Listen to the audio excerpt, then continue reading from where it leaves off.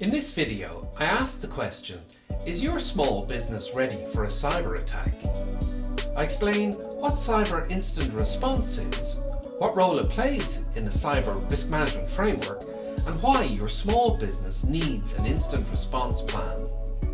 The cyber threat to small businesses has never been greater than now, and the financial livelihood of small business owners could be severely impacted by a cyber attack. Hey, it's John Byrne here, entrepreneur, insurance professional, online educator, and founder of Surviving Cyber, where I help small business owners get to grips with cyber risk. This short video series about cyber risk and cyber insurance will help you prepare for an incident and keep your small business and your people safe. Now, today's video asks, cyber attack, is your small business ready? Make sure you stick around to the end because I'm also going to share some very interesting findings on incident response from a 2022 cyber report that you'll want to hear.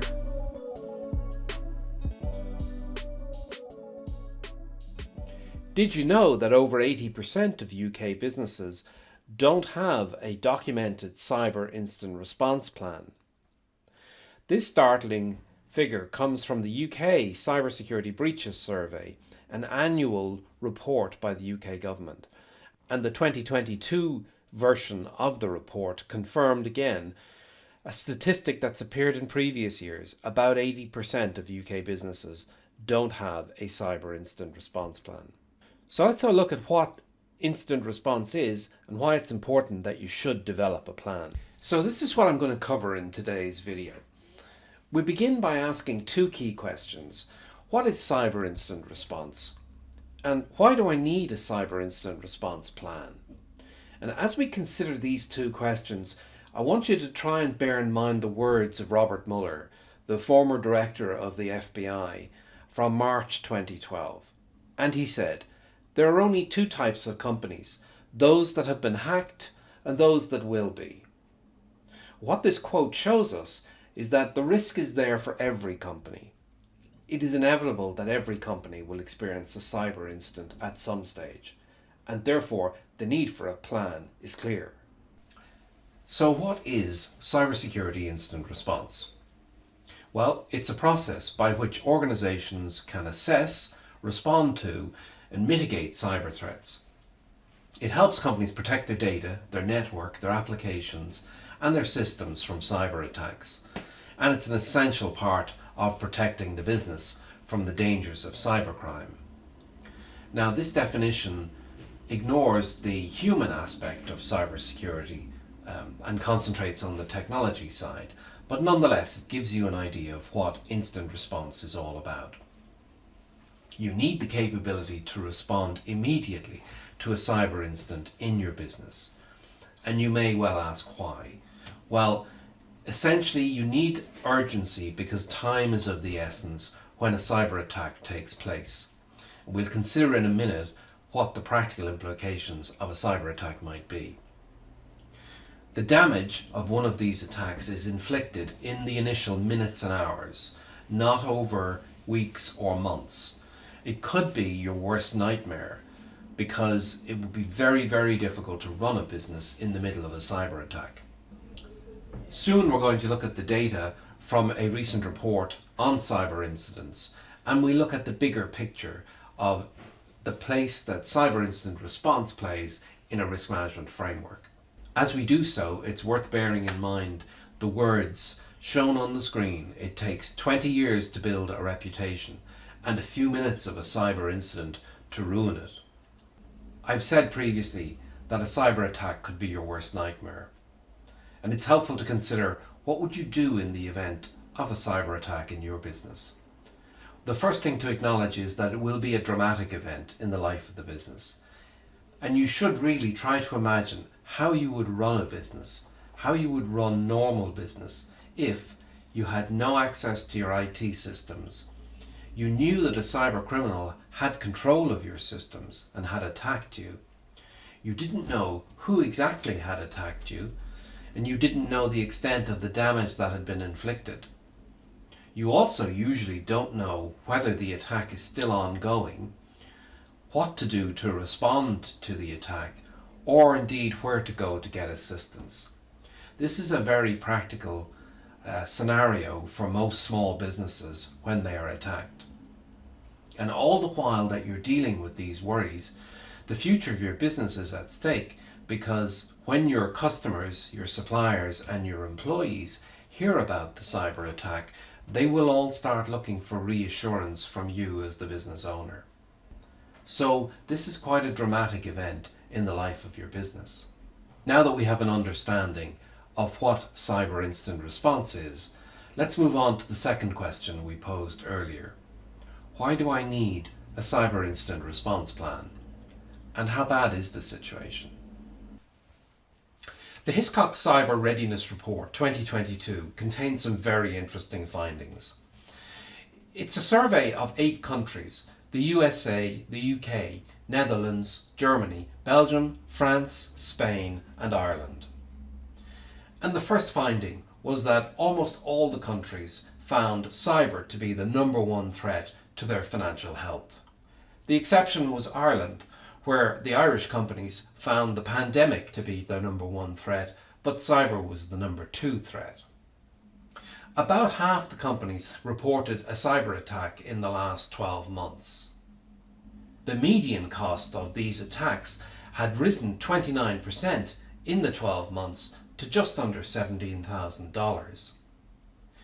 However, median costs as a percentage of revenue of the company were 2.5 times higher for cyber novices, that is, companies that are new to cybersecurity. 19% of respondents reported a ransomware attack, a relatively small percentage given the total publicity that ransomware has received. However, 2/3 of those companies paid the ransom. And in case there's any comfort in a median loss of $17,000, it's very interesting to note that 20% of companies across all the countries said that a cyber attack almost rendered them insolvent. Not surprisingly, 64% of companies in this survey now have cyber insurance in place. An interesting finding is the gulf in perception of the seriousness of cyber risk between those who have been attacked and those who have not been attacked.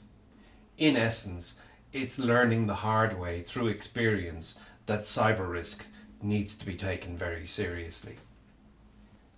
The change in the environment is visible also in the Hiscox report, where 62% agreed that their business is now more vulnerable to a cyber attack as a result of working from home. And COVID-19 accelerated the cloud journey of companies and led to a big jump in attacks by cyber criminals against cloud servers. This is interesting because cyber criminals always adapt their tactics to the environment that they find. Overall, respondents' mean cybersecurity spending was up 60% in the report in the past year. But smaller companies were spending less and being targeted more by cyber criminals. Now, this is a worrying trend for small companies because they are the most exposed and the least protected. I said earlier that I would explain how incident response fits into the bigger picture of your cybersecurity framework. Incident response is a critical part of the cybersecurity life cycle. As the slide says, in order to respond appropriately, we have to consider all the elements of the cycle. The National Institute of Standards and Technology in the USA, or NIST as it's commonly known, identifies the cybersecurity life cycle in the NIST CSF, or Cybersecurity Framework, and it has 5 parts. Step 1 is identify. This is identifying the risks to which your business is exposed. Step 2 is protect. That's putting in place the proper defenses to protect your key information assets. Step 3 is detect, and this is finding out if in fact you have been attacked by a cyber criminal. Step 4 is respond, and this is the incident response stage of the process. And step 5 is recover, the recovery stage. So you can see that incident response plays a key role largely in steps 3 and 4 of the NIST cybersecurity framework.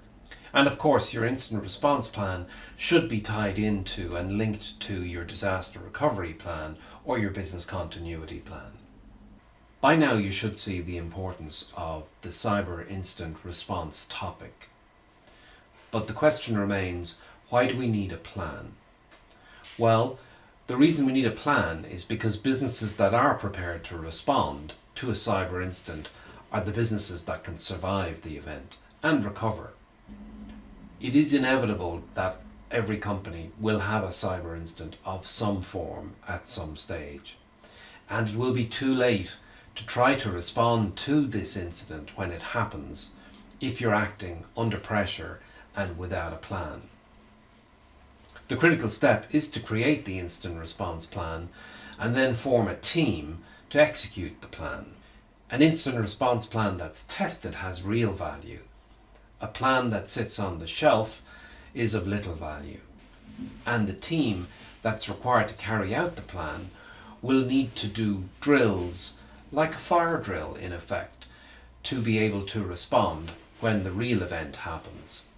Having cyber insurance in place can be a significant part of your incident response plan, especially for small companies, because the insurance policy allows access to an insurer's expert response panel.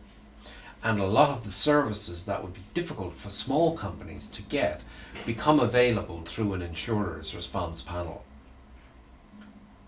Professional service firms are particularly exposed to cyber risk because of the high expectation of their client base that the business is secure. And in fact, professional services was the second most targeted sector in the Hiscox 2022 report, where 58% of the respondents in professional services reported attacks in the last 12 months. The importance of the topic is once again underlined by the quote, "Cybercrime is the greatest threat to every company in the world," and that's from the CEO of IBM from September 2015. Earlier in the video, I said I was going to share some very interesting findings on incident response from a 2022 cyber report. So here's finding number 1. Only 19% of businesses had a formal incident response plan in place. Even less, only 14% had communications and public engagement plans for when they had a cyber incident. 7% of businesses had none of the listed actions or measures in place for a cyber incident. Finding number 2, businesses were reacting to cyber events when they took place. So 39% of businesses were assigning roles to specific individuals during or after the incident, if an incident occurred. And 30% of businesses had written guidelines on who to notify or when to notify externally when they suffered a cyber incident. The examples would be to regulators or to insurance companies. Finding number 3 was that 84% of businesses would inform the board if an incident occurred, and 73% would make an assessment of the scale and the impact of the attack.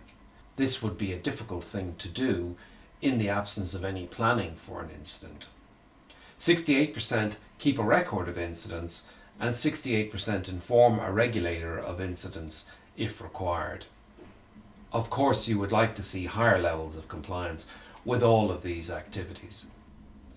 The actions that are listed in the survey most frequently by businesses were reactive, in other words, responding to an event after it happened, rather than proactive, for example, providing written guidance or guidelines in advance of an event.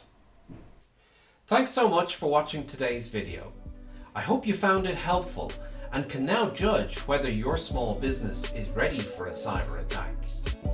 Now, before you go, I want to give you access to my free Cyber Resilience video workshop, how small business owners can create their first cyber resilience plan in less than 30 days. It's full of practical tips that you can implement. You should use the link pages.survivingcyber.com/workshop.